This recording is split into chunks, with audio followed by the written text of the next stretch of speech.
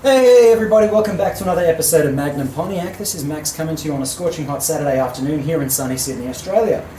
In front of me here, I have the original engine out of my 1978 W50 Formula. This is an L80 403 Oldsmobile 6.6 Litre V8 with the VJ9 Californian emissions equipment. Now, a bit of a change of pace from my Macho TA, but this is out of the car that was my consolation prize for when I couldn't find my Macho TA back there. And what I wanted to try and cover off is an in-depth guide on how to identify exactly what your Oldsmobile 403 came out of and how to distinguish it from other Oldsmobile V8s. Now, if you've got a late 70s Firebird, chances are you're very familiar with the 403. It was the standard engine in 1979 and mandatory in 77 and 78 in all of the Californian or high altitude emission states. So while many people might think it was only in 79 or it went past that, it was only manufactured for 3 years. And love them or hate them, this was actually a pretty reasonable V8 that came in the majority of them and was arguably better than the L78-400 anyway. But we'll get into that one later on. What I'm going to try cover off in this video is the full disassembly of this engine, which reportedly has 44,000 original miles. And looking at the condition and all of the spark leads and some of the components on it, I actually kind of believe based on the paperwork. I'll also go through how to identify it, where to find every casting date, and how to exactly determine what this 403 Oldsmobile engine corresponds to and belongs to. So, let's get a closer look at this engine and start taking some stuff off it. Alright, let's start by identifying which type of 403 Oldsmobile engine you have. Now, generally, there are two different iterations. The emission states 403s and the federal emissions 403s. I've actually got both types of motors here, so I'll show you how to easily distinguish between the two. Let's start off with the emission state ones. What you see in front of you is a VJ9 Californian emissions 403 engine with no air conditioning. Now, whether it had aircon or not, if your car was sold brand new in the state of California or was sold in a high altitude state like some regions of Montana or apparently Utah, you might have had the NA6 high altitude option as well. But for those who have a Californian one, if you look at your PHS documentation, you'll see the option VJ9 Californian emission certification. What that included was essentially this giant garbage smog pump you see on the front of the motor. It kind of looks like an air conditioning compressor, but this is generally the main giveaway. If you can see this on the front of the engine, you know it's a Californian or high altitude modified motor. Now, most of the time, these were thrown in the bin. No one wanted these on the engine unless you lived in California and you needed it to pass the smog inspections. But once they went interstate or once the engines had a rebuild, this kind of ended up in the bin. So did all of the brackets and generally these hoses as well. But the next kind of identifying feature is from the oil fill tube. On a federal emissions Trans Am or Firebird that came with the 403 Oldsmobile engine, as well as some of the actual Oldsmobile cars that use an Oldsmobile V8, this oil fill tube was dead straight. And if we look at the one on my 1979 Canadian delivered Trans Am, you'll see the oil fill tube is not at an angle. Now, the reason why this iteration was at an angle was to accommodate for all of the additional vacuum hoses and emissions hose routings that were put in place for the smog pump. So that's generally the biggest indicator of what type of 403 you've got. Many people didn't even really know there was a difference. They all just assumed that it was the smog certification and they were all smog engines. But in this specific case, this is the VJ9 Californian emissions engine, and this is the 1979 federal iteration that was used in the Firebird. Now let's say, for example, your 403 engine has been completely rebuilt. All of the smog equipment has long since gone and you're not sure where the engine originally came from. There are two different types of Oldsmobile heads that were utilised, but all of them still had the 4A cast into the top of the head. The difference being is the ones that were used in the emission state utilised this stainless steel exhaust air injection system that the smog pump fed cold air into. And these went straight into these ports at the top of the head in these locations here. Whereas the federal emissions ones, as seen here, are blanked off. there is no socket for any of these ports to screw into. So if you look at your 403 heads and you can see there are holes or studs in place of where these stainless lines go, you know that at one point it had this Californian emissions equipment installed, which has since been bypassed and removed. We'll get into this a little bit later on, but once the exhaust manifolds are off, you'll be able to see the impact that actually had inside the heads and how it affects the performance of your 403. Here we have my 1979 Special Edition Trans Am. Now, in 1979, if you did not order the optional credit 301 or the pay extra 400 W72, you simply received the L80 403 Oldsmobile and the TH350 automatic transmission. Now, this car was sold outside of California in the emission states. It was actually sold and delivered to Canada, brand new. You can see here clearly there is no provision for any smog pump whatsoever, and the oil fill tube is dead straight. This is generally an indicator of a federal emissions Oldsmobile engine. However, these were just pressed in and could easily be replaced. And in some instances, people would see the Californian emissions one with a bent fill tube and think it was damaged, prompting them to replace them with any other conventional Oldsmobile V8 straight oil fill tube. And if we have a closer look at the head studs, you'll see the side of the heads are completely blank. There is no hole or tube drilled inside to the exhaust ports for the emissions equipment. Okay, you've now got a basic idea on what kind of 403 Oldsmobile you have. The next question I'm sure you're going to ask is, how do I know if my 403 Oldsmobile is numbers matching? And that's a great question. If you're standing in front of the motor, all you need to do is look down the side, just below this little 4A cast that's on top of the head. You'll find this little boss. Now, generally on most Oldsmobile V8s, this is where the engine number is stamped onto.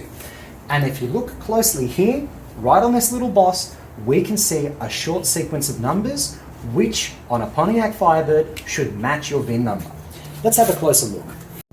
So here we are on the left side of the block, behind the power steering pump and just below the head ID number. If we look here, just at this little boss below the Welsh plug, you'll see the engine number. Now, once you've seen this sequence of numbers, it should be pretty easy to determine the original application. In this case, it's come from a 1978 Pontiac Firebird, and we can determine that because the first code number is 2, which generally denotes a Pontiac model line. If this was an Oldsmobile car, this would start with the number 3. The next number is the year, so 8 for 1978, and then the factory. Now, if this was a Pontiac Firebird, there's only 2 letters that could be there. L for Van Nuys at the California plant, or N for Norwood from the Ohio plant. The next 6 digits are going to be the last 6 digits of your VIN number. So being that my VIN number ends in 110894, I can determine this is the numbers matching 403 Oldsmobile to my 1978 Pontiac Firebird Formula. So something interesting to note when it comes to the Oldsmobile engines is they don't necessarily have a date code on them. So if this engine number is not there or is machined off, you can't really identify exactly what year 403 it was. Considering that they only made the 403 Oldsmobile between 1977 and 1979, it's a pretty short window.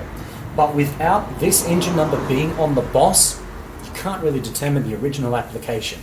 There is one more code that I can show you at the front of the engine, but we've got a lot of stuff here we need to get rid of first to get to it. But generally, if you needed to know if your 403 is numbers matching, this is where you need to go. Now, another quick and easy way to determine exactly what kind of Oldsmobile V8 you have is to come to the right side of the engine block. Down near where you've seen the fuel pump, head down towards the exhaust manifold, and underneath where the manifold bolts to the block, you'll see clear as day the cubic capacity cast into the side of the block. I'm sure it'll come as no surprise that it will say 403. Perhaps yours might be a 307, 350, or maybe a 455, although I'm not sure if the Oldsmobile 455s had a big 45 cast in there. Now, I'm not much more than a banana with a set of tools when it comes to pulling this engine apart, so the keyword we're going to be using for this is amateur. I don't have a compressor on hand, so I'm going to be using some rudimentary hand tools. So if you're going to be pulling apart a 403, you're probably going to want a handy little socket set like this, something that's got spanners and something that's got all of the yank units, like 9/16, 3/4 inch, 11/16, all of that good stuff. You are going to need two specific types of sockets to help you take this thing apart. And one of those is going to be a 1 1/8 of an inch socket. That's going to be for the main crankshaft bolt. That's a giant bolt to take out, and it's going to be really tough without one of these sockets. The other kind of odd one you might not necessarily have at home is a 13/16 inch socket. Now this is the one that's used for the head bolts, and not to mention you're going to have a hard time trying to get in between the springs and the valves when trying to get some of those head bolts off. So try have one that's a little bit longer just to get you a little bit more leverage. To take the harmonic balancer off, you're going to need a harmonic balancer puller. This is nothing special. I picked this up from the parts shop from about like 10 bucks or something like that, and it's nothing high tech. You just fasten this to the front of the harmonic balancer, match it up to the bolts, and start turning this thing to pry it off. I've just got a standard conventional hammer just in case we need to knock some bolts off, flathead screwdriver just in case, WD-40 or some sort of lubricant just to help get all those bolts out, and some degreaser, because if your 403 was anything like mine, yours was going to have heaps of gunk on it and it was going to make it pretty difficult to get to certain bolts. Lastly, I've got a 1/2 inch drive breaker bar over there that's going to match up to the socket set I've got, because there's going to be plenty of really challenging bolts to take off, so it's good to have that breaker bar. Well, let's get started taking this engine apart. Now, on top here, we have the Firebird specific air cleaner. Now, the difference being is that the one we have on here is for a Firebird Formula. It has a fully encapsulated and closed lid, whereas the Firebird Trans Am with a shaker hood has a smaller diameter air cleaner lid as shown here. While the air cleaner lid is relatively the same, the only differences you may find is between some of the early 77 to 78 403 air cleaners and the 78 to 79, with some small discernible differences that might be found in the casting or the shape of the base, just to some minor changes that came with the oil and water filler neck. But aside from that, I'm going to say this thing's in fantastic condition. I'm going to get this one blasted and powder coated so we can put that one back on. Even all of the vacuum line fittings look to be in excellent condition. We do have an air cleaner in here, so let's have a look and see what this filter looks like. It's not too bad, to be honest. We've got something here. It's a Napa Gold one. I think that's like an American, like, common Repco or Super Cheap Auto brand, so I don't think we'll be reusing it, but oh, well, it's cool to say it's there.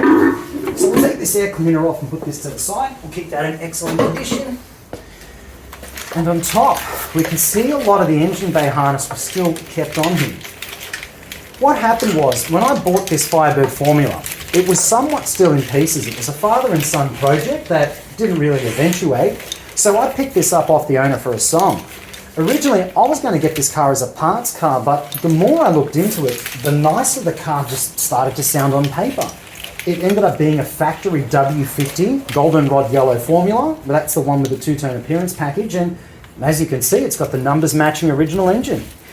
And interestingly enough, too, on the PHS, it was a very low option car, which to me was more of a bonus because most of my Firebirds are very heavily optioned. They've got too much equipment. The doors weigh 2 tons.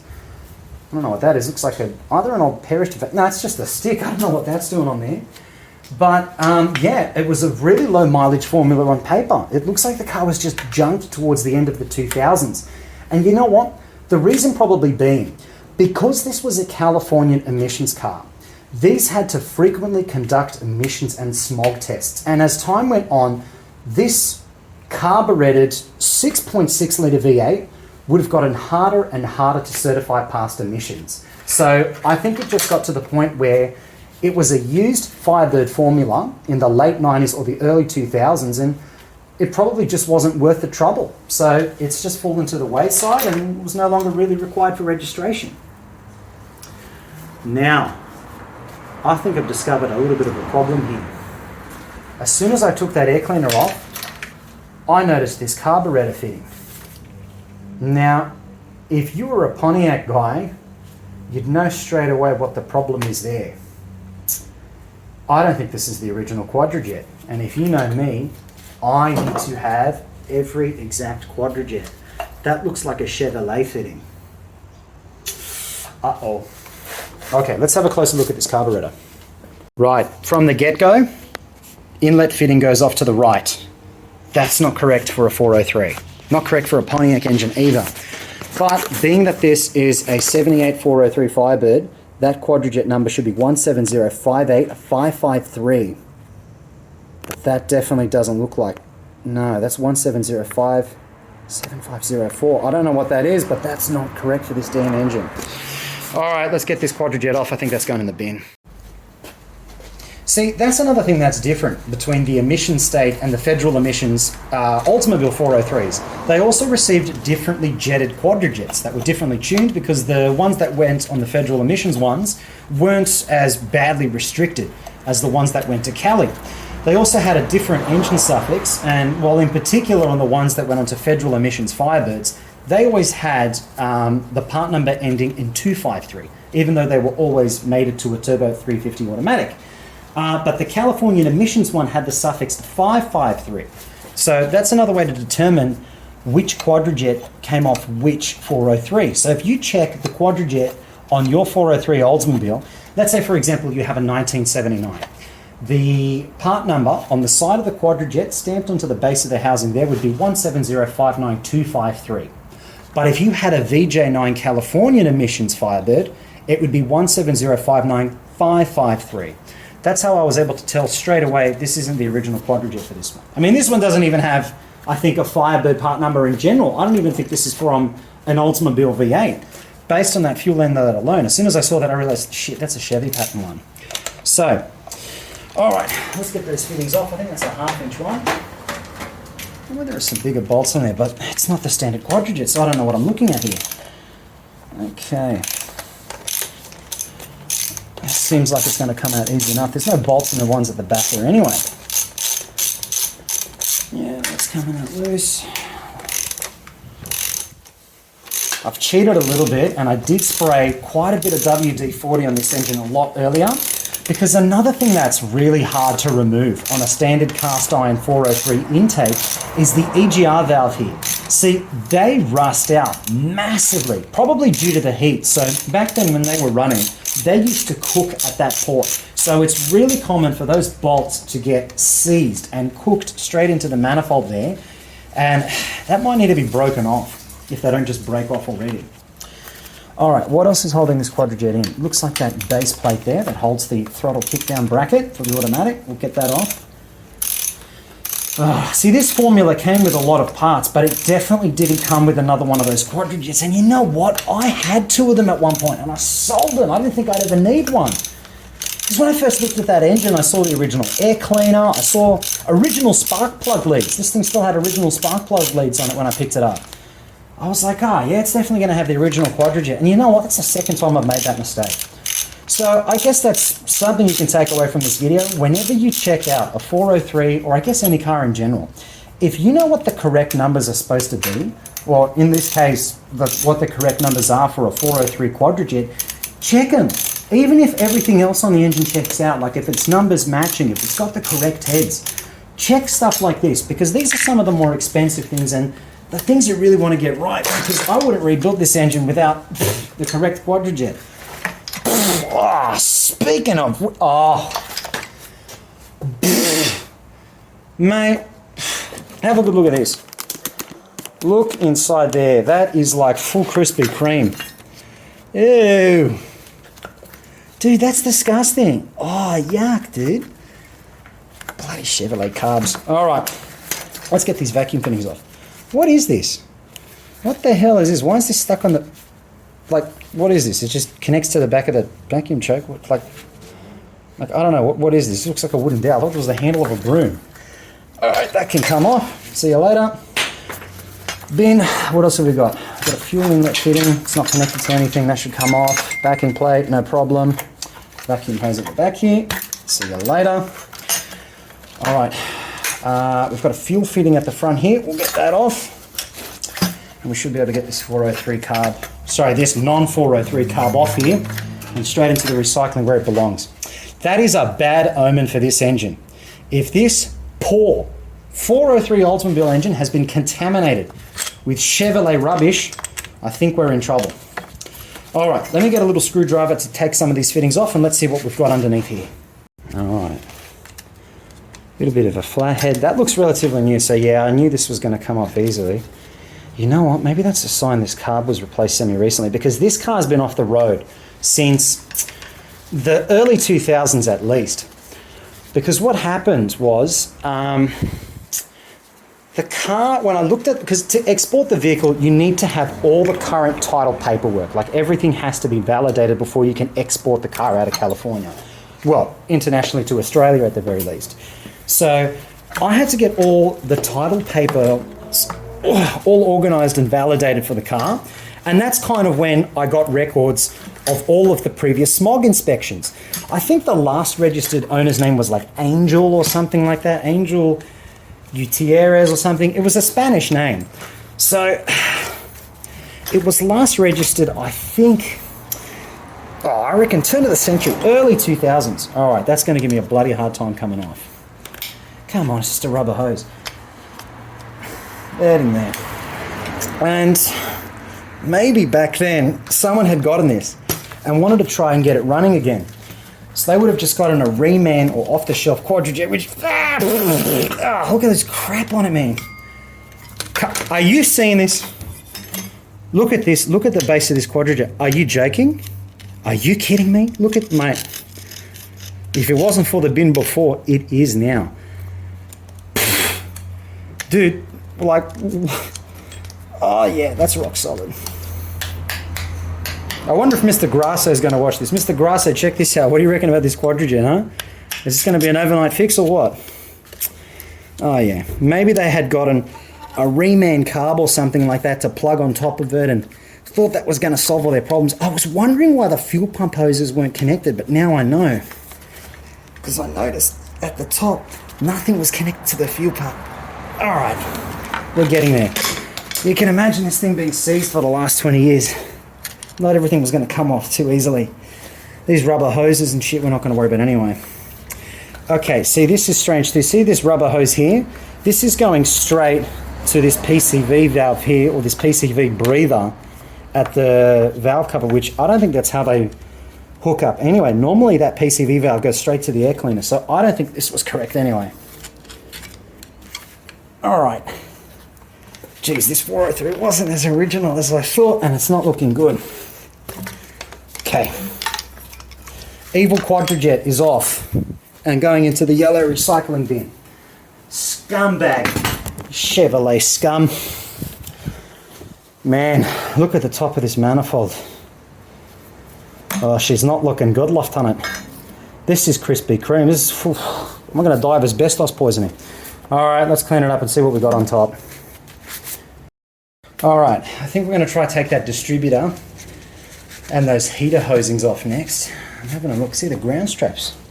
Still there. That's in good nick too. This one grounds to the firewall, so that's mad that original ground strap's still there. That's not loose, but we're going to give it a try anyway. You can see I've been soaking these suckers in WD, hoping that they're going to come off. I can foresee there's going to be dramas there. Oh man, I might even get the shop vac and clean some of this off. Alright, there's heaps of bolts, washers, there's twigs and leaves and shit. This motor must have been outside for a while. I don't think that was here, because this thing was wrapped in plastic. Yeah, it's a carb fitting off that Quadrijet. Man, have a look inside these barrels. Look, alright, this will probably acid tank out pretty nice. But, yeah, you can tell this thing's had moisture in it recently. Yeah, alright, cool. No, that shouldn't be too bad.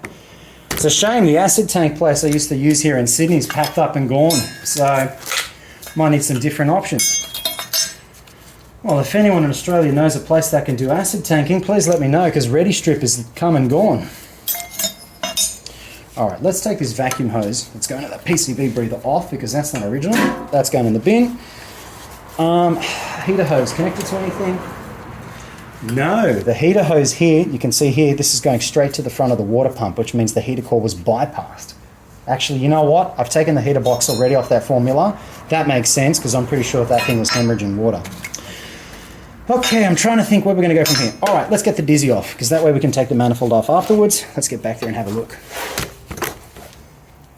Yeah, okay, it's just the one bolt under there, looks okay. We'll take this vacuum port off. I'm going to check to see if this distributor's original as well. It's got the Delco Remy stuff on it. It did have original looking spark leads. Oh, feels a bit hanging going. Oh, spins freely. I reckon that's going to come out nicely. I reckon that's going to come out very easy now that I mention it. I did put a bit of WD in there, hoping that was going to soften it up. But let's see how we go. Bugger it, we'll take the plug leads off. We're going to put all brand new AC Delco stuff on here anyway. They can all go in the bin. It was cool because it had the original spark plug leads on it, but, you know, I mean, I do love numbers matching and date-coded correct parts, but I think that's overdoing it. A little sound there coming off nice and easy too. Geez, you should have seen the ones on my pace car. Oh yeah, that video is coming soon. I'll get around to it. All right. Oh yeah, I'll get that bolt off the manifold too so we can get that chain off. Ooh, not going to be as easy as I first thought, is it? No. All right, get this extension off. It had a chain on it because I had to get it up here. Oh, we need a spanner for that one. I'm pretty sure it's 1/2 inch. Let's have a look.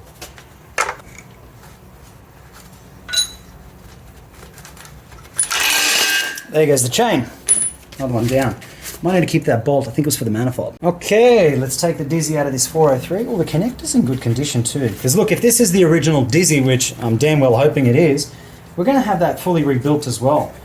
I'll try and take most of the components out of it, sandblast the housing, but put all new AC Delco stuff on the top end. Alright, cool. Alright, so this is what I mean. Put a little bit of WD-40 on everything, makes your life a lot easier. Let it have a soak. And hey presto, that bolt on there. I've pulled apart a few 403s in my time, and normally this Dizzy is really hard to get out. So, and even one of those was on a reconditioned engine too. Still surprisingly wasn't that hard to remove. It was a station wagon, funnily enough. I think it was a 77 Pontiac Safari station wagon, sold in California, but somehow made its way down to Australia and got converted to right-hand drive. I bought the motor and transmission out of it because, geez, heaps of good parts for the 403 on it. But some guy ended up buying the whole car. He didn't want the 403 back, so we went on to go save a whole bunch of Firebirds. Heaps of parts off it. They're all exactly the same, and found a good home. Look at that, the Dizzy bolt mechanism comes straight off. Do you reckon that's going to come off easily? Ah, feels like it. Oh yeah. Just keep jiggling. Oh, watch, the whole engine's going to come. Oh, wow. That was shockingly easy. Let's check this out. So, we've got a part number on the side, 1103325. Smells like a correct 4031. 10W30. You know what? There's a lot of oil in there, which is great. That makes me feel like there's a nice healthy engine in here. I'm curious to know because this thing hasn't run in decades, so look, that Dizzy looks really good. I'm hoping that's the original one because I reckon this will reco really nicely. Have a look down the hole there for the Dizzy. Nice and shiny. Looks like we got heaps of oil in there, so that's a pretty good sign. Look at that. Pretty good in there. I'm going to vacuum that up, make sure none of that dirt and crap gets down there, even though this engine's getting fully stripped anyway. Yeah, look, this manifold's full of crap on it. Alright, I've got some Ziploc bags. I'm going to label everything, make sure everything goes back into the right spot, and we'll keep going down to take some more of these accessories off. Okay, so we've gone off and we've done a little bit of homework and determined that this carburetor came off some sort of 1977 5.7 litre 350 Chevrolet. So I can't think of any better candidate for the garbage bin than a Chevy carb. So checking the part number, it came up to something where it said 5.7 litre Corvette or some other Chev model, but at least it didn't say Camaro. So this one's probably going to go in the bin, or I might even strip some of the bolts and threads out of it for other ones, even though that is a bit of a risk of cross-contaminating with Chevrolet junk on, well, any other brand that's actually better. But the good news is, the Dizzy is the factory original Dizzy, part number 1103325 with a date code of mid-1977, so that is the correct original part. We're going to get this one completely rebuilt, even though it still has all the original AC Delco stuff on it. We're going to get that one going and put it back together. Dave, you're back. What did you forget? Oh, probably not a bad idea, hey? I said I'll get it just in case. And you forgot it anyway.